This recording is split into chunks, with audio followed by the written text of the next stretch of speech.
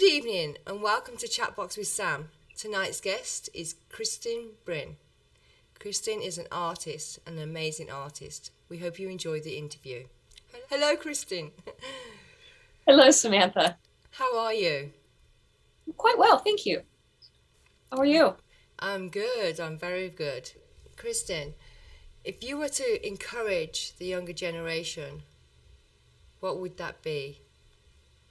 I would be very honest with them about how hard life is and how important it is to create and foster relationships for the long game. Obstacles will come and go, but life is like the tides. Money's going to come and go. Love is going to come and go. Same as work. And just, write the long game out and work in chunks towards your goals and be prepared to practice acceptance and be disappointed and succeed and win. And hopefully that'll take you through a fulfilling life. The way I would find to encourage and inspire young people of today is to, when I see them, seek them out and ask them what their passion is. Right. And if they happen to say it's anything in the arts, then I'm very interested in ask them what they're doing, how they're going about it. Can I see what they're doing? And that revs them up. So they start talking and showing me, and based on what I see, I try to offer guidance and inspiration in an attainable way because they're young and they're in this limited world with not a lot of wisdom. Right. But if you can give them several ideas of how to proceed with an ultimate goal, it's pretty exciting. So I like to inspire whenever I run into a young person who's open to me poking my nose in their artistic business. So in today's society, Kristin, how would you inspire and encourage the young ladies of our society in their future? Well, they really have their work cut out for them because they have to perform every task that a human can. There'll be the women who have careers, women who are married, women who are children, juggling all of those things and realizing that they're so powerful and they just have to navigate the way a woman would without being too obvious so that you can succeed in a man's world. Men are so different. And if you know them and you understand them, you can definitely work with them and get what you want without being hammered down or left out. Men like to leave women out because it's the man's club. So I'd advise her to get to know men with her clothes on, right. Be inspired by men, seek out mentors, and again, create the long game with men in the picture because they do rather run the world. Right. And inspire people with their brain, their intelligence, and how strong they are, and to never give up. Continue on. They are relentless creatures. They are inventors, warriors. You're right, they're brave, fearless. They've created this amazing world. And now we are shoulder to shoulder with them. And we can help continue to create and maybe stop them from doing some things that they should have learned lesson by now. Absolutely. Well, I think we're definitely in a society where we are more equal now than we've ever been, but we've still got a long fight to become actually equal pay, equal status.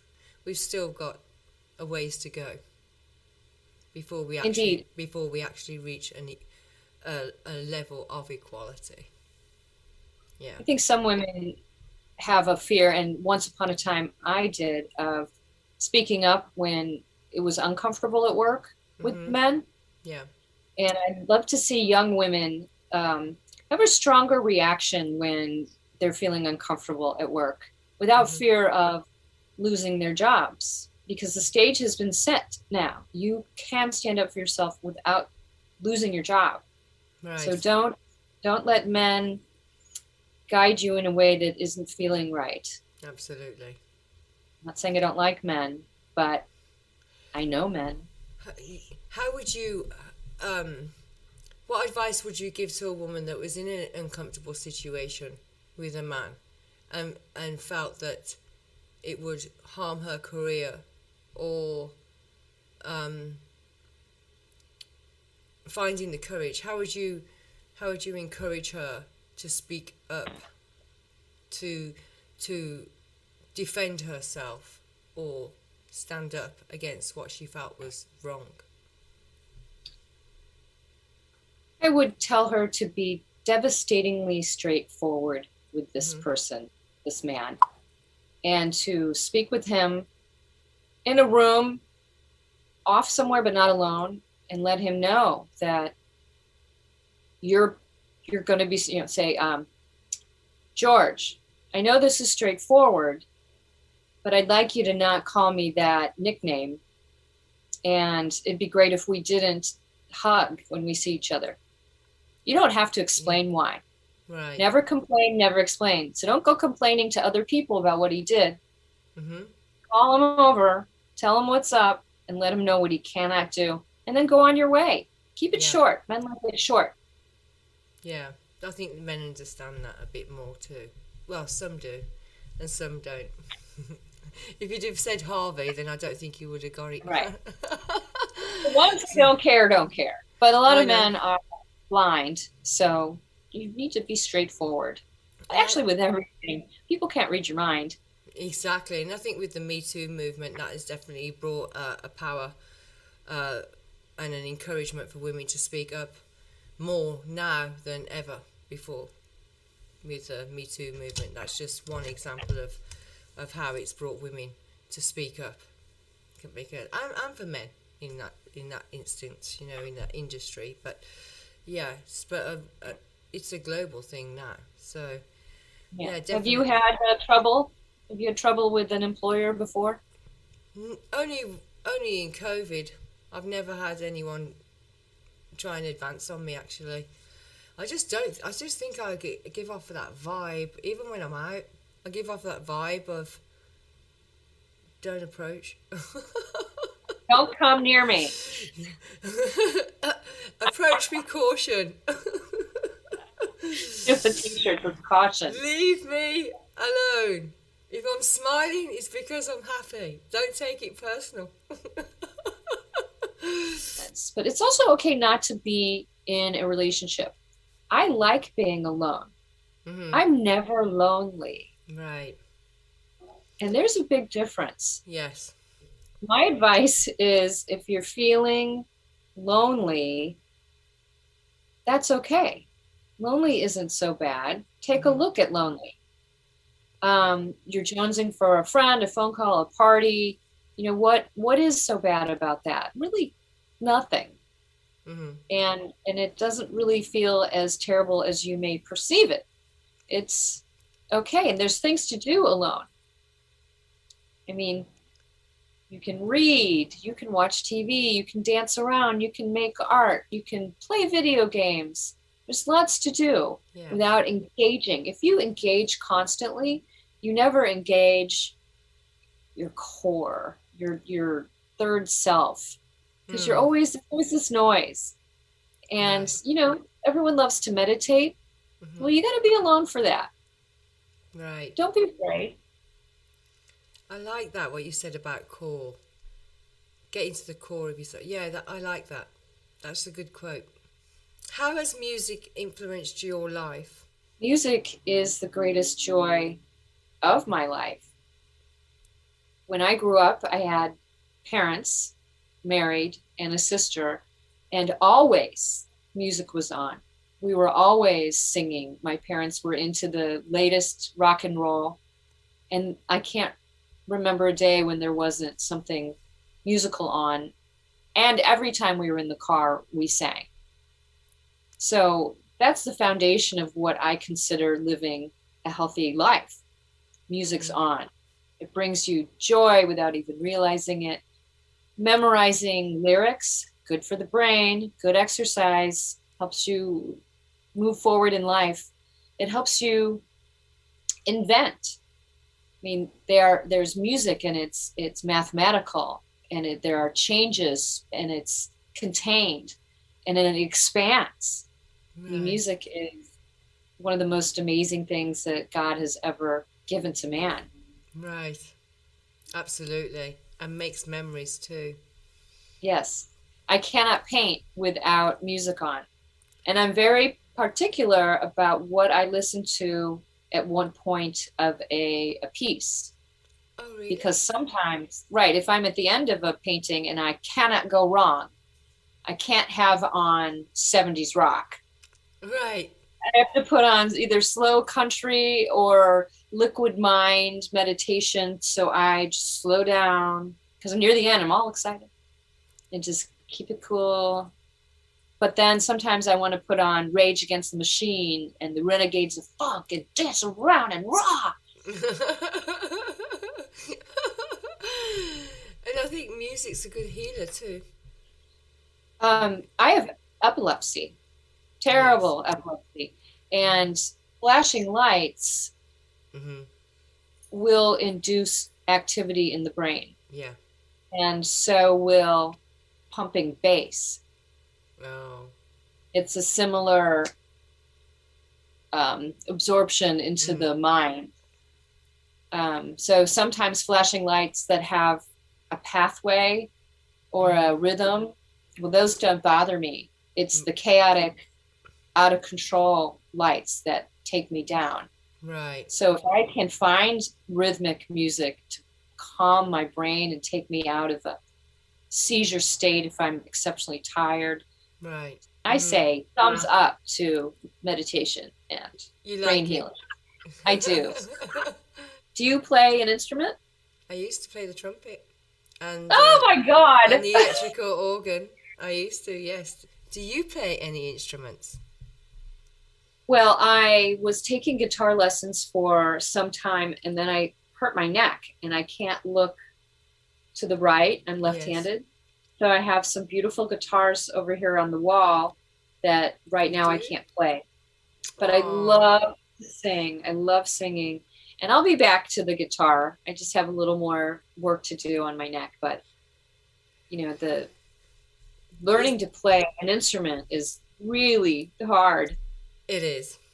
Yeah, it's good for the brain. It's therapeutic, though. So is there any other instruments that you like to play? I love the drums. I love the drums so much. I want to kill my neighbors. Right? I like to go to the Guitar Center and sit down at a kit. Right. Rock yeah. out. Yeah. Awesome. Or date a guy who's in a band and push my way onto the drum kit for a few Jason Aldean tunes or something. Oh, that's awesome. Just mosey on along. Yeah. Nobody wants me on their drum kit because I'm left-handed and they don't want to move their toms and they're all annoyed about the hi-hat going over there, and it's like, get over it. I play Goofy Foot, who cares? You know? Share. And that's why you're very artistic. Most people that are very artistic are left-handed, I've noticed. Well, out of all the charities you could choose from, which one would you choose to advocate for and why? I don't think I could narrow it down to one. Okay. There are so many that are important to me. This may surprise you, but veterans are at the top of my list above women. Oh, I want to see, I want to see these men and women rehabilitated and brought back to an honorable, happy, healthy way of living, especially people who don't have their limbs, who are wheelchairs, who don't have homes, who aren't getting health care. They deserve our respect. And I think it's just important. The word's not out as much as it should be about how poorly they're being treated after willing to die for us.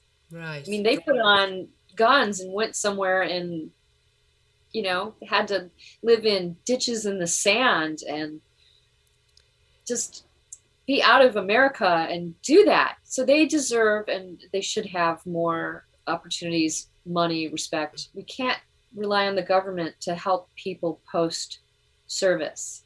Right. They've made it clear that they're not interested. So I think it's up to charities and Right. people with big hearts to continue to support them. And sometimes privatizing is the best way to go to actually accomplish something, Mm-hmm. have control, and guide it so that it is a working business model. Mm-hmm. It is the government's responsibility, though, because they're the ones that say put the signature on to go to war. So they I know. should be responsible because they're using the taxpayers' money to help them, not their own. They should be responsible to helping every single vet that comes out, or their families when they lose someone. They should be. Well, maybe they'll learn from the privatized charities Right. because they may be misguided right now. Hopefully, it's Mm-hmm. just temporary. Yeah. But yeah, they should. They Absolutely. can do better. We can all do better, for sure. Yes. If we all had a bit more compassion, the world would be a better place, I think. Definitely. I think if we all had a little less greed, the world would be a Oh, better yeah. place. 100%. But I jump to children. I'm going to finish the question because I'm interested in answering it. I would jump to sick children because sick children who overcome sickness, they're going to be strong. They're going to have skills that maybe healthy children won't have, which is one, communicating with adults at an early age, being able to answer questions, describe things, not to be intimidated by adults because they're in these wellness environments. Right. And then the fact that they've overcome something makes them even stronger. They're going to be great.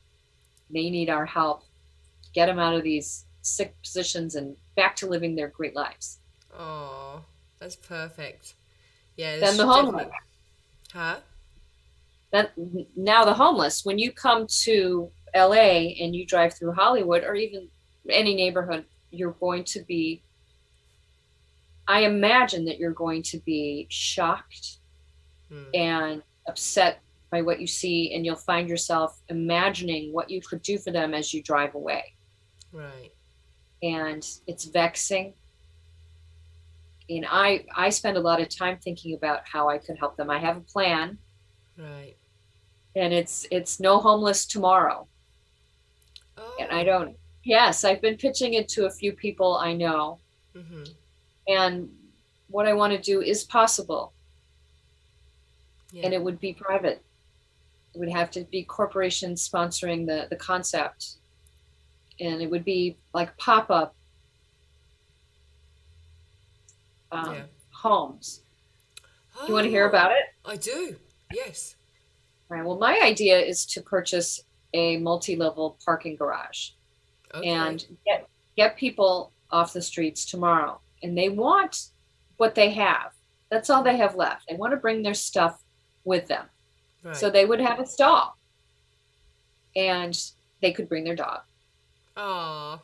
On the first floor would be the grocery, the showers, the triage, the area where you show them how to apply for jobs, a wardrobe area from Salvation Army, where they could find clothes to re-enter, and all the things that corporations could do to sponsor the people who were there. Right. And I was speaking with a friend who came up with just the most wonderful idea, and that would be to give tiny houses to these people.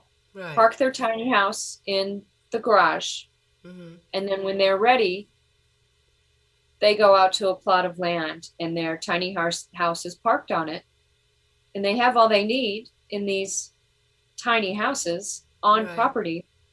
At some point, there are going to be a lot of empty not garages, but parking lots. Right. As automobiles change and there are less people driving and more AI. Right. All of these parking lots are going to be empty, and it's a perfect place to put little houses for people who are trying to overcome homelessness. That would be perfect. You just need to get the funding for that through charities or fundraising. I'm hoping to win the lottery when it gets up to be $1 billion. Then I'll cut that in half because after taxes, that's what I'll have. And then Right. I'll go buy myself a garage to start helping people. And you'd need planning permission from the county, and that's where you'd run into that's where you need to do a huge protest. Because there would always be one that don't agree. And you have Yes. to bypass that. You'd have to bypass the politics of being able to do this. Because even though it be your land, they can still say yes or no to planning True. permission. You know. That's right. So we would see how serious they are about solving the problem, wouldn't we? Absolutely. Absolutely. And I completely agree with doing that. That'd be awesome. I'm all on board. I'll be there helping. All right. Yes, I'd love. That's a fantastic idea. If everybody helped a few, make a big difference. You know. It really would. Yeah, absolutely. What a Yeah. fantastic idea. That's amazing.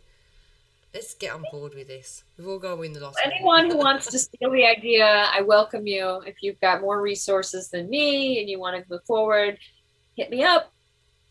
Okay, and we'll be having Kristin's contact information on her Instagram, and you can message her on her Instagram account, which will be going across the screen.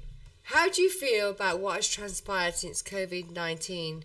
And do you ever see us turn into a normality or a new normality? In the beginning, I kind of enjoyed the quiet time and the no noise pollution in my neighborhood. I was very afraid.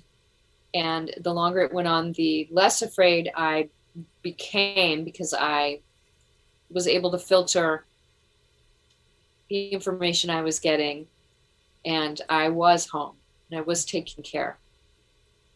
So not being reckless made me feel like I didn't have to fear for my life. Right. Then the vaccine came along, and it did come quickly, which is a big deal.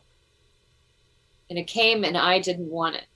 And the reason I didn't want it is because I didn't want to be told what to do with my body. Mm. However, I'm a person who gets a flu shot every year, and I haven't been sick in 10 years. Right. I felt like it was government overreach, but it was necessary. I've had 4 art shows in a row canceled that were big money makers for me. And it has been crippling to not have those shows, and also to not be gearing up and preparing for those shows. Right. Which is thrilling to me. I like Right. things to be hard at work. I really challenge myself. Right. So those are not happening, and I'm having to go out and hit the pavement on my own without people coming to me like they do at the art show. I'm having to go find the people. Don't know how I feel about that. COVID has affected my business Right. in a great way, in that it imposed change on me that I didn't want. But people are still buying art. There are a lot of people who are not financially affected by COVID. And actually, yeah, and I'm glad you did bring up the fact that, how your business was affected, because that was my next kind of question is your career, what you're doing now, your art, what inspired you into this career? What inspired you to be an artist? Didn't really want to be an artist. I wanted to be an actress. Oh. And I was pretty good for a while, but I've had these constant health problems in my life, usually something big a decade at a time. Things that bowled me over and required a lot of getting over, overcoming, healing. I've had a lot of injuries as a result of my illnesses. Right. And making art, something that delighted me, it turned out it was the only thing I could control. Right. And I knew I could make some money at it, but I couldn't go into a regular job. If I did, they didn't last, because I didn't feel well, or some other surgery came up, or a treatment. Yeah. But art, I could go there and I could feel happy and I could make stuff. And the more I practiced doing that, the better I got. And also, the more I was able to control my destiny. Right. And as a Sagittarius, you know how controlling we are. So it suited me. It suited me to be, a business owner and to work on my own. I had the discipline and the motivation to do that. But that was not the kind of inspiration you may have been wanting to hear about. But that is what drove it away from acting or other. But if I could go way back in the time machine, and if I had a family that was more pro-education, I think I would have become an engineer. Oh, wow. Yeah, I've got the creative and the wits and the ingenuity. I'm also a product designer as much as I am a fine artist. So that didn't happen. Acting didn't happen. Art happened. And that's good. It is good. I've seen your art and I love the abstracts. And I know you've got a piece of art, your art on the wall behind you. Yes. The house is filled with art. This piece here. Yes, can we see that? There we go. Some very large. There, I like that one. Do you foresee yourself going into any galleries or doing any shows in the next few months? I'm glad you asked me that. There's something that's been going on in the background. I'm licensing my art, and my licensing agency is called General Public. It's owned by Portia de Rossi. I don't know if you've heard of her, but Ellen DeGeneres is her wife. Awesome. And, I like right? That. She scouted me and discovered me about 3 years ago. And through her, my artwork is licensed to Restoration Hardware, which is a very elegant furniture store. They're nationwide and they're even global. Ooh. So she's doing something spectacular in that she's got a scanner that images art from every degree. So they image it northeast, south, and west all around so that they can print it with a 3D printer and print the topography. They get the brush strokes. It's an emulsion. And you cannot tell that it's not a painting. Wow. Yes. So she calls this the cinemagraph. It's so clever. And the business is expanding so quickly. It's just amazing. Oh. So my work is for sale on Restoration Hardware for a very high price. And that's a print. So that changed my my pricing in my market somewhat. I was already in the game. But now it appears that Portia's considering opening her own gallery. And she's asked me to be a part of it. She doesn't know when it's going to happen. But in the past, I've had some group shows in different galleries. And I decided that I didn't have confidence in the people working in the galleries to sell my product. Right. And just being a part of a show, I realized that it didn't feel like the right fit. I wanted to pick the gallery. I didn't want to be selected.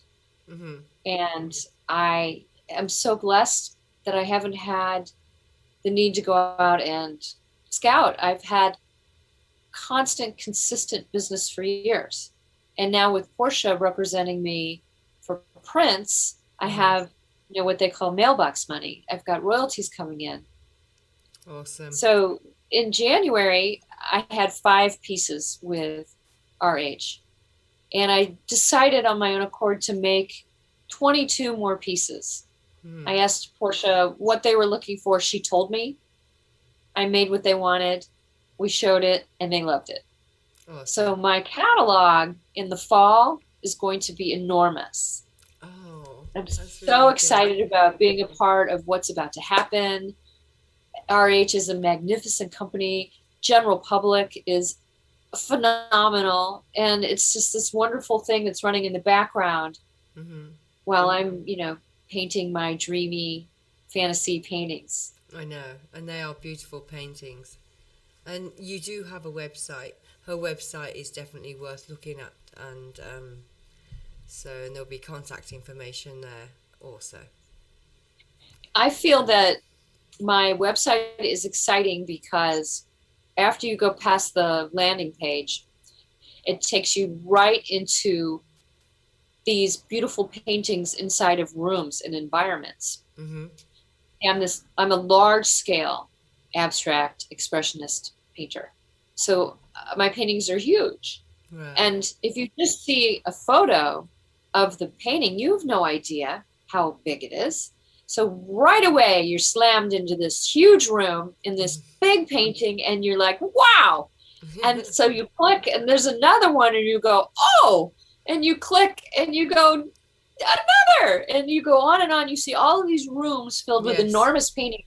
And I think that it's exciting for the person visiting the website. Actually, I really like that, the fact that it was in a room, because otherwise you can't really tell. And you had all different rooms, in different sizes, and you had all different abstracts of art on the walls, and I think that made a huge difference, because you can actually place it there then, in that room, or rather than just on a wall. I mean, in a gallery they have them on walls, but they're right next to each other. But placing it in a home, that's where most people are going to put them, is in a home. So I think that was a very great idea that you did that. Thank you so much. You're welcome. I like that design of the website. I thought that was fantastic. Definitely. And there's a good story on there. There's lots of abstract art, all different colours, all different moments. And we need to support our artists. And I really hope that many people go to her website and check it out. And, if she ever has a gallery, and that will come up on the website too, and her galleries are going to be taking place. And check Kristin out. She's a very good artist. Very good. Thank you. Samantha, I'm glad that you said support artists, especially living artists. Right. It's, go out and find people who are great and show how much you value what they're doing by paying them a decent wage for something that made your heart pound and you want to live with every day. That has a value. Please don't ask someone how long it takes to make a painting. No. Because it takes, for me, it's been 30 years. No. So often I see people doing the math. Well, how long did this take you? I don't know, 6 hours. Oh, I don't know. And you want $8,000 for it? Right. Yes, I do. I do. And you love it. And you want to spend it. So people try and equate that. And I want to see people release that. It's the value of a car. How much does it cost to manufacture a car? Say a Bentley. Right. Well, probably not $300,000. No. It's just mainly machines. And, right. And my answer would be to, sir, I gave it my soul, and that is priceless. I like that. Right. I'm going to write that down. I'll text it to you. It's part of you. It comes from your soul. That's what artist and your talent, and and that's where it comes from. And you can't put a timeline on that, or a time frame. There's no such thing as a time frame when it comes to art. It's you also, Samantha, you also can't fake style and taste. Mm-hmm. You're great and fabulous, and you understand color and art. Mm-hmm. And if you know that, and you seek out style, right, and color theory as it applies to interior design, working smarter, not harder, you can really blast out some phenomenal art that people are going to love. Oh, I would like to make a point. So as much as as much as making art is a part of you, if you want to be a professional artist who succeeds and makes money, you really should also make art for the collector, the person who acquires the art. They're just as important as you are. Well, I subscribe to all of the home magazines. I have a Pantone book, and I can't wait to find out what the hot colors are for the next year. Yeah. Yeah, I want to be smart and I want to make money. Right. Yeah, you're allowed to want to make money. You. Yeah, you're allowed to do that. And you know what? I give you kudos for actually admitting such. Because we all go to work to make money. There should be no difference with an artist saying the same thing. Artists shouldn't have to be ashamed to say, yes, this is so much for this painting. No, I'm not going to barter with you. This is the price. You either want the painting, you can afford the painting, you want it, or you don't. You know? Right. So, here's something you might find interesting, Samantha. Asking for the sale is one of the hardest things for an artist because they aren't necessarily salespeople. And people often ask me, how is it that you are succeeding, especially at art shows? And my answer is, I ask for the sale. Kristin, thank you so much for joining me on Chatbox with Sam. I've really enjoyed interviewing you today. You're a wonderful soul. And I love your art, and I know many people will appreciate it when they go to your website. Thank you very much for your answers. I enjoyed every single one of them, and I'm sure the audience will too. Thank you. Thank you. I'm grateful for the wonderful experience you've given me. And to your audience, mwah, thank you for tuning in. I hope to hear from any of you, and thank you for watching. Thank you very much, Kristin. I'm going to leave that bit out. Thank you.